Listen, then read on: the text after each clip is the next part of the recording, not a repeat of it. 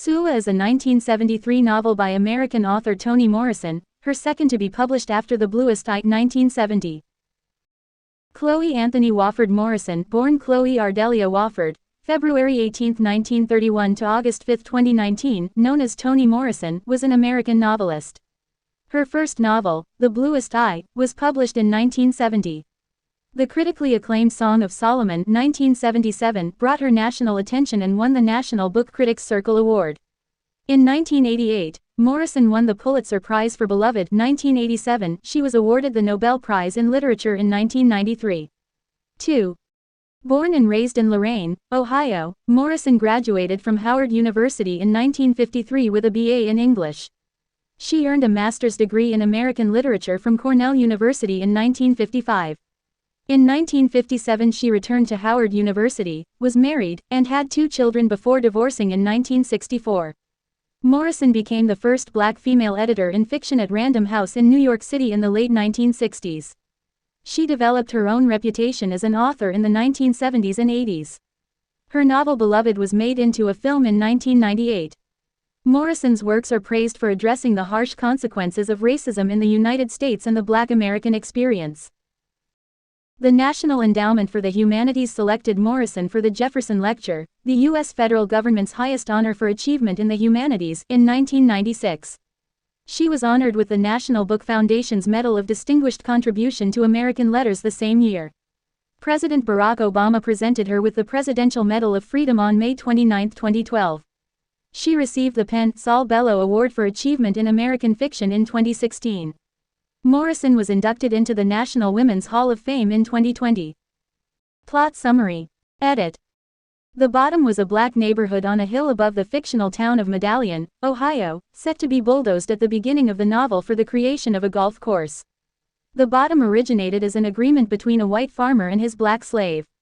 The farmer had promised freedom and a piece of valley land to his slave should he complete some difficult chores. Upon the completion of the chores, the farmer regrets his end of the bargain, no longer wanting to give up the land. In order to get out of the arrangement, the farmer feigns regret to the slave over having to give him valley land rather than bottom land. The farmer claimed that bottom land, actually located on top of a hill, would be better than valley land because it was closer to the bottom of heaven. The story is organized by chronological chapters labeled with years.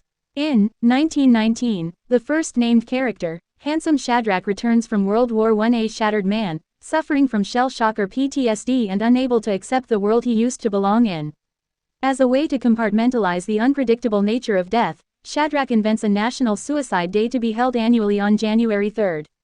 Shadrach proposed that Medallion citizens could kill themselves or each other on this day and be free from death for the rest of the year. The town begrudgingly accepts Shadrach as a part of their community despite his outbursts. In 1920 and 1921, the narrator contrasts the families of the children Nell Wright and Sula Peace, who both grow up with no father figure. Nell, the product of a mother knee-deep in social conventions, grows up in a stable home. Nell is initially torn between the rigid conventionality of her mother Helena Wright, who dislikes Sula's family instantly, and her inherent curiosity with the world, which she discovers on a trip. Though she vows to explore more of the world, she ultimately never leaves the bottom again. This experience ultimately prompts Nell to begin a friendship with Sula. The Peace family is the opposite. She lives with her grandmother Eva and her mother Hannah, both of whom are seen by the town as eccentric, loose, yet Hannah was genuinely loved by all men, and Eva was very respected by all women. Their house serves as a home for 3 informally adopted boys and a steady stream of boarders. The extremely strained relationship between Hannah and Eva is revealed. Despite their differences, Sula and Nell become fiercely attached to each other as adolescents. They share every part of their lives, including the shared memory of a traumatic event. One day, they playfully swing a neighborhood boy, Chicken Little, around by his hands. Sula loses her grip, and he falls into a nearby river and drowns. They do not tell anyone of their role in his death. Though Sula grieves with guilt, Nell feels relief after deciding that the event is primarily Sula's fault. Shadrach lives in a shack by the river's edge, and the girls are uncertain if he witnessed Chicken Little's death. To determine if he saw, Sula visits the shack alone and is surprised at its orderliness. Sula is unable to confront Shadrach through her tears. He comforts her and she runs away, accidentally leaving behind her belt. Shadrach hangs the belt on his wall in memory of his only visitor. One day, Hannah tries to light a fire outside and her dress catches fire. Eva sees this happening from upstairs and jumps out the window in an attempt to save her daughter's life. Sula, who was sitting on the porch, simply watched her mother burn. An ambulance comes, but Hannah dies en route to the hospital, with Eva injured as well. Other residents of the bottom believe Sula remained still because was stunned by the incident. Eva believes that Sula stood and watched out of curiosity. As an adult, Nell chooses to get married, breaking the childhood promise of the girls to share everything. Sula lives a life of ardent independence and total disregard for social conventions. Shortly after Nell's wedding, Sula leaves the bottom for 10 years. She has many affairs and attends college. When she returns to the bottom and to Nell, who became a conventional wife and mother, they reconcile briefly. The rest of the town grows to resent Sula, in part because of her many affairs with married men. The husbands start a rumor that Sula slept with white men, worsening the town's opinion of Sula.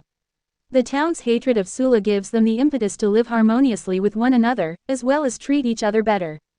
Sula's affairs give the wives a reason to soothe the bruised egos of their husbands, while Sula's lack of family at her age is scorned by all the women and causes them to be better mothers.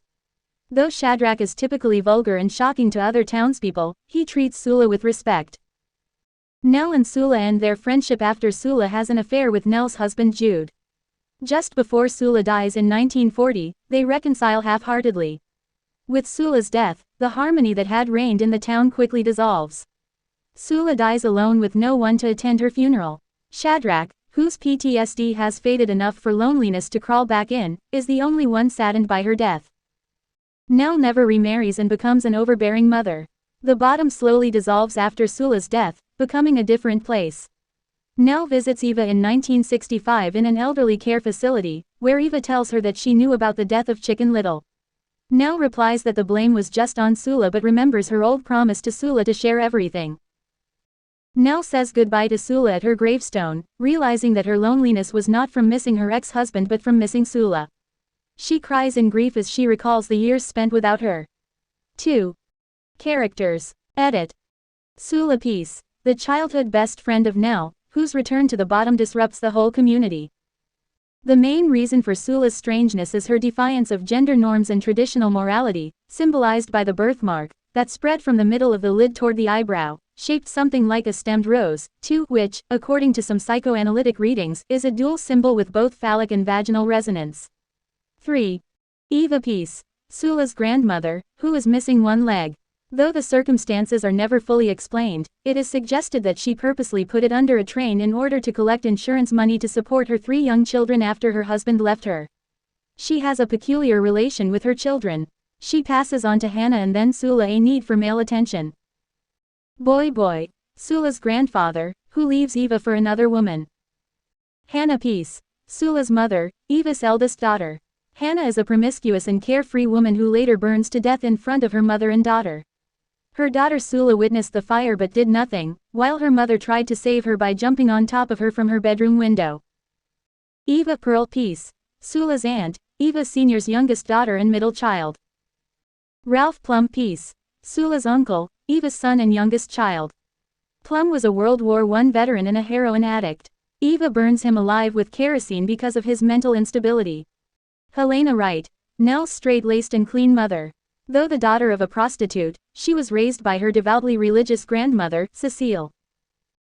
Nell Wright, Sula's best friend, can also be considered a main protagonist who does not want to be like her mother because she will never be reduced to custard, and she will not be humiliated by other people as her mother is.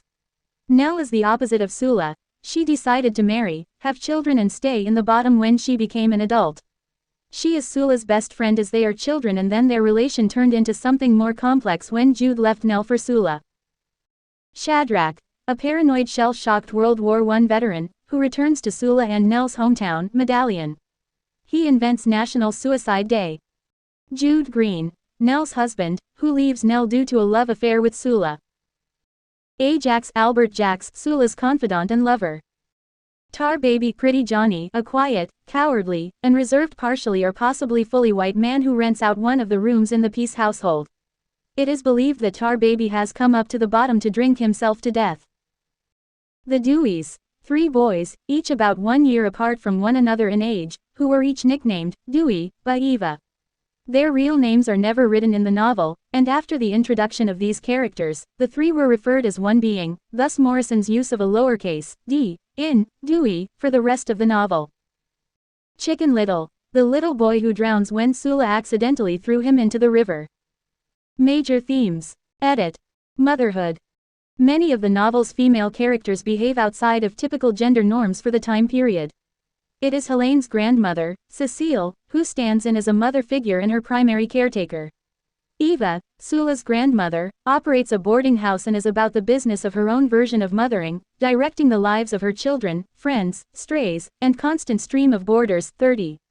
In Sula, relationships between mothers and daughters do not seem to be predicated on shared affection and a duty to protect one's offspring. For example, Hannah, Sula's mother, is overheard in conversation with her friends, "You love her, like I love Sula. I just don't like her.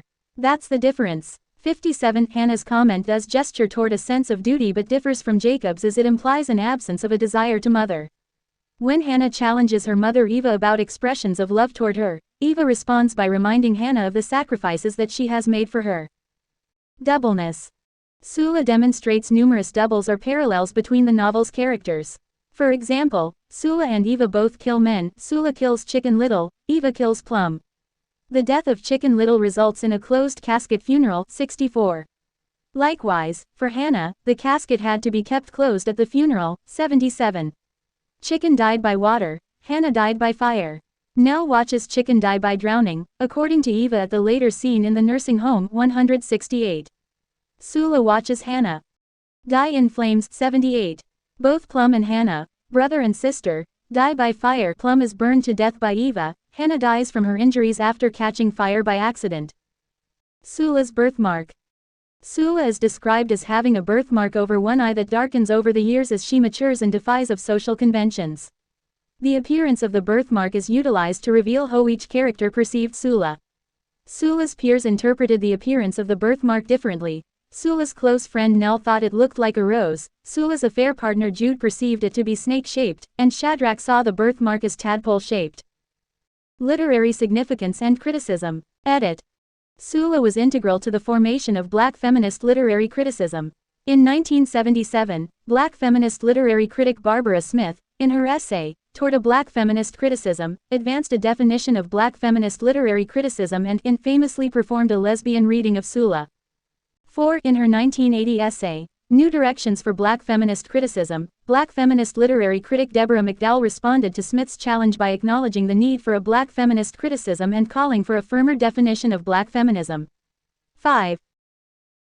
In her essay, Boundaries, or Distant Relations and Close Kin, McDowell draws on the critical practices of Hortense Spillers and Hazel Carby and reads Sula from a post-structuralist perspective, urging Black women critics to develop and practice critical approaches interactively, dialogically, instead of viewing Black female identity as unitary essence yielding an indigenous critical methodology.